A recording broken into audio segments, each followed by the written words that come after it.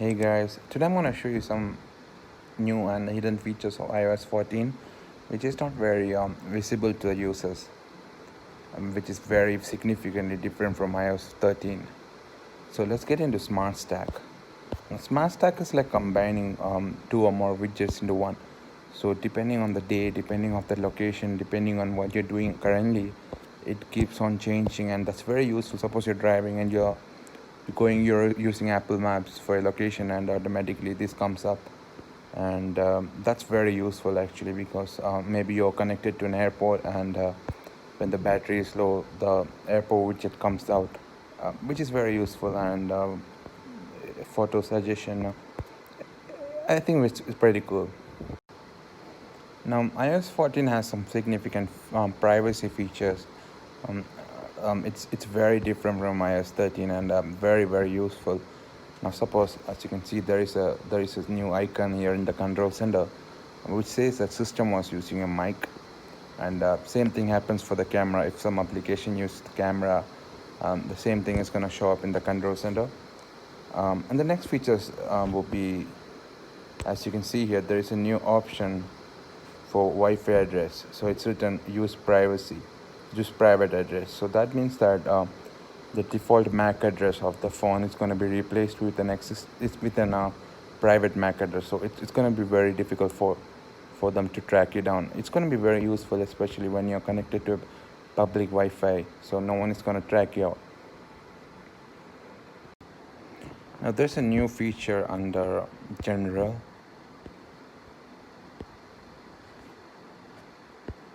Accessibility and sound recognition. You can turn on these sounds, and whenever the phone detects a sound similar to what you can see here, it gives you a notification. So as you can see, there is a notification on my phone which shows that it detected a sound which is similar to what I'm running. It's very useful because when you're listening to music or something and someone knocks at your door, the phone automatically gives you a notification that there is a knock heard. Or when you're about to sleep, and it understands that there is a water sound that indicates that you might have forgotten to turn off the tape. So such kind of features are very handy. The next feature is one of the most popular features of iOS 14. Most people have no idea that such kind of feedback response was even available on the iPhone. Now there's a new option where you can go to accessibility and touch and back tap. So you can remap this. If you tap the back of your phone 2 times, you can take a screenshot. So when I tap it 2 times, it takes a screenshot. And when I tap it 3 times, I've set it to automatically turn on my room light. So it's going to be very useful. You can remap it to any Siri shortcut. As you can see here, there are different Siri shortcuts you can do. So literally you can remap it to do whatever you want.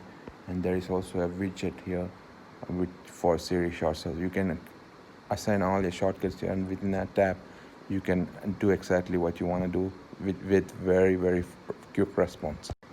Now there is a new feature which is very new to the iOS platform, which has been introduced in iOS 14. It's a new thing called app gallery. So when you go to the extreme end of your pages, it automatically search every app in your phone into different categories.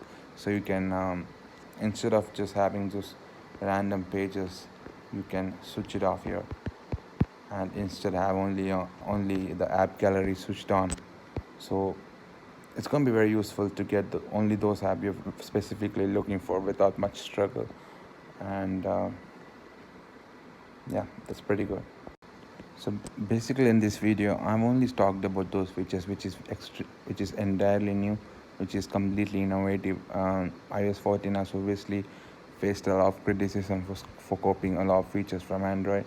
So in this video, I'm only talked about those features which is very new on both the platforms. So one very useful features I find it personally very useful. So there's a new widget called Siri Suggestion. So what happens is that it automatically puts those apps here which is going to be useful for you on that particular period of time. Suppose it detects a pattern where you use a particular app at 10 p.m. in the night. So it automatically understands that, learns from your behavior, and automatically rearranges those apps. So um, suppose you to turn on the lights every 11 p.m. So automatically it learns that pattern and places that app exactly at 11 p.m. So you can directly click from there. So it rearranges these apps according to what you might need, what it finds that you might need on that particular time. So basically it understands that I might frequently open YouTube app. So it understands that, and places that app here, and it obviously understood that I frequently open Gmail. So it placed Gmail on the Siri suggestion, and I keep on checking Google every time. So it places Google there. So sometimes or nowadays I go to settings a lot. So it goes to the settings, and it's very useful. Now, when it understands that you're not using those app anymore, it automatically replaces that app with something else which you might be using a lot recently. So when I click on music and I play music a lot, it understands that I'm frequently using the music app and places that music app on this CG suggestion, replacing the one I'm not using much. Now, if you're a frequent Apple iOS user or Apple ecosystem user, you might frequently find this. As you can see on the bottom of the screen, there's a new button that shows that I have this Notes application opened in a different format. I can click on that and directly enter the Notes application. Now, in this new update, there is a new way it's been shown. As you can see, there's a new series suggestion that you might be interested in continuing that application on this phone. So you can click directly on that and continue it.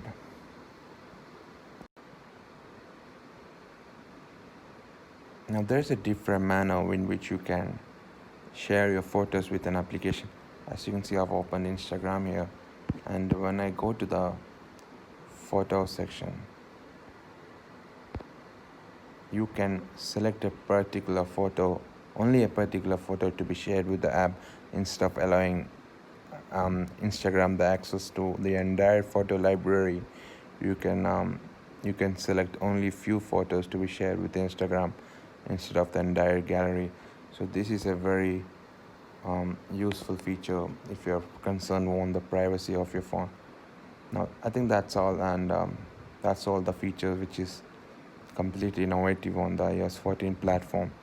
And I'll be making a new video if something else shows up. And thank you so much for watching, and catch you up in the next one.